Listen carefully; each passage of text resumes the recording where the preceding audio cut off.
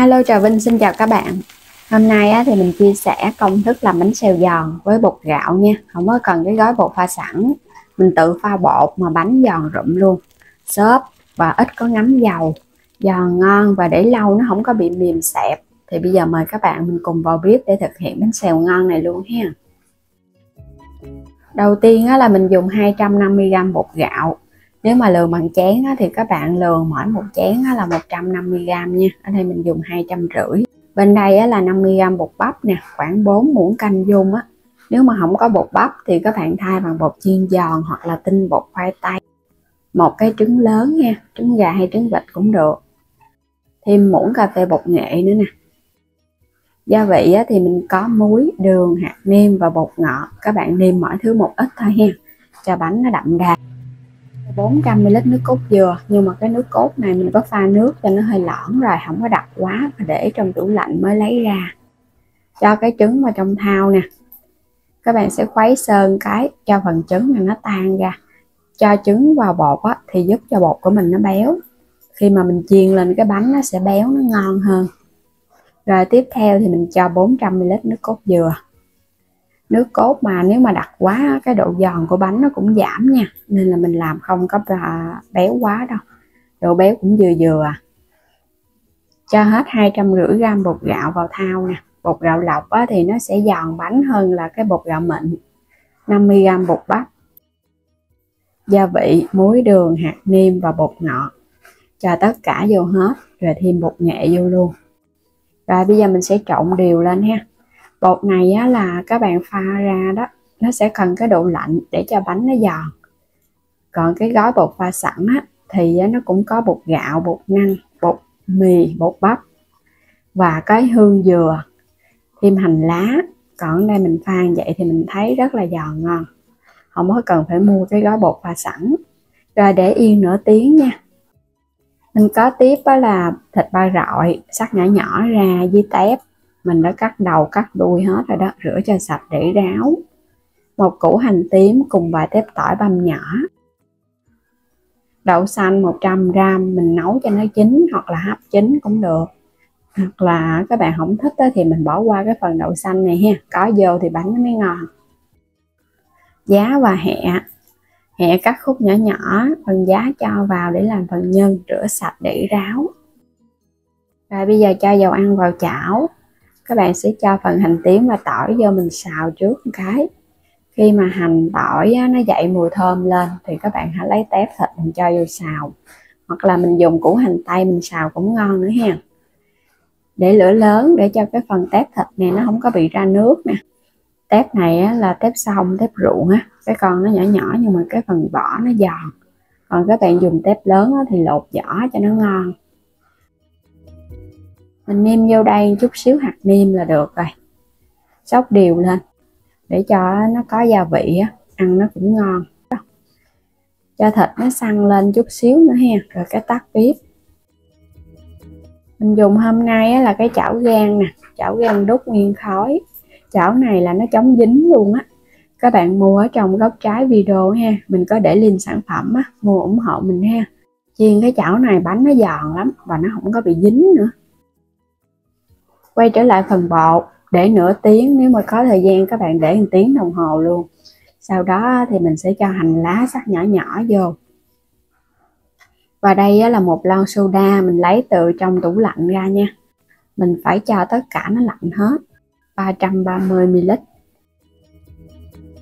Hoặc là bia cũng được nữa, nhưng mà các bạn phải để cho nó lạnh. Khi mà chuẩn bị đổ bánh xèo đó là mình hãy cho vô. Nó lạnh thì mình chiên lên nó giòn. Khuấy đều lên. Cái này là tạo độ giòn cho bánh, giòn mà giòn xốp. Khi các bạn chiên lên nó ít ngấm dầu nữa. Và cái bánh của mình nó cũng nở. Khuấy đều lên nữa một cái rồi là mình có thể đổ bánh xèo được rồi ha. Cái chảo là mình bắt lên trên bếp cho nó nóng đi.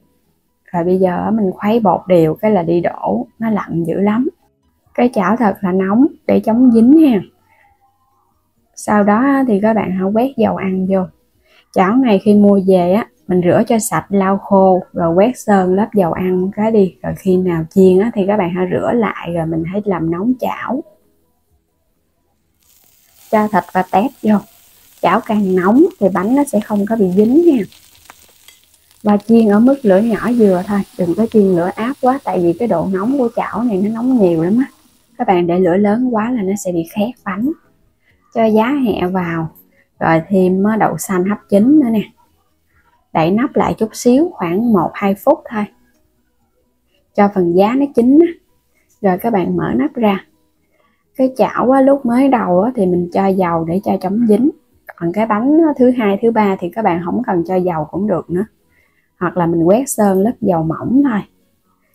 Khi mà bánh nó vàng giòn, nó vừa mắt á, thì các bạn lấy nó ra ha. Đây, giòn rụm luôn các bạn. Chiên không hề bị dính chảo luôn. Đây là cái bánh đầu tiên nè. Mình làm chảo cho nóng, thật là nóng thì nó không có dính. Rồi chiên tiếp cái bánh thứ hai nha. Làm cái chảo này á là mình thấy bánh nó giòn và giòn lâu. Chiên bánh pha bột á là một bước, mà các bạn dùng cái chảo cũng như là cái độ lửa chiên nó cũng quan trọng nữa, cũng giúp cho bánh của mình nó giòn nữa đó. Rồi đậy nắp lại ha, mình chờ chút xíu cho nó chín giá hẹ. Các bạn đừng có để lửa lớn nha, để cho nó giòn từ từ, thì bánh của mình để lâu nó không mềm xẹp. Cái nào cũng giòn và nó vàng đều, nó ngon. Chứ còn các bạn để lửa áp quá nó khét á, mà cái độ vàng nó ở bên trong của bánh nó chưa kịp giòn nhiều á. Rồi bây giờ sẽ lấy ra. Cũng tương tự ha, các bạn làm nóng chảo, mình quét lớp dầu mỏng đi rồi hãy cho bột vô. Bột càng mỏng thì bánh càng giòn. Chiên cái chảo này rất là thích các bạn, nó giòn và bánh không có dính nữa. Hoặc là các bạn làm cái phần thịt đó, mình cho vào đây mình chiên giống như là thịt nướng vậy đó, quét sơn lớp dầu thôi à. Cái độ nóng nó nhiều á thì cái món chiên á nó sẽ ngon hơn.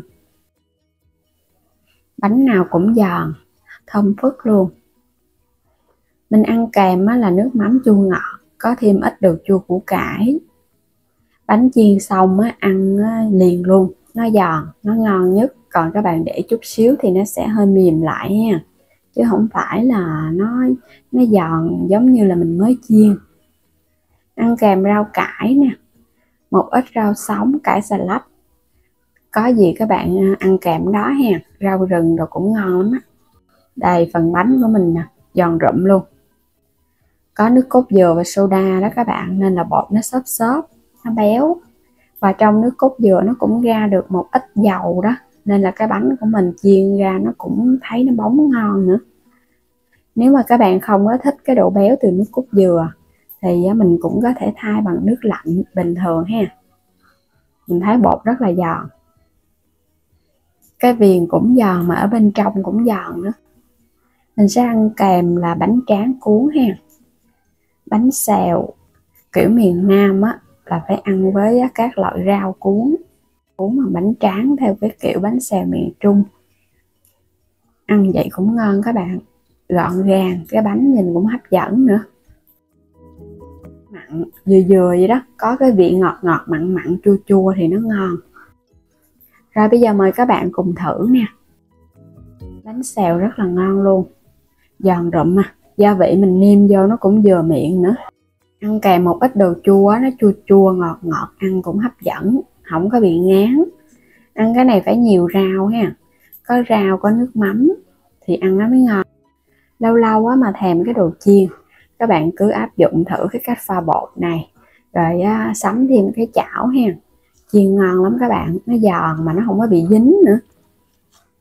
Bây giờ thì cảm ơn các bạn đã theo dõi hết video của mình ha. Vui lòng đăng ký kênh, mua thêm các sản phẩm ở trong kênh Alo Trà Vinh ủng hộ mình ha. Xin chào tạm biệt và hẹn gặp lại các bạn ở những video tiếp theo.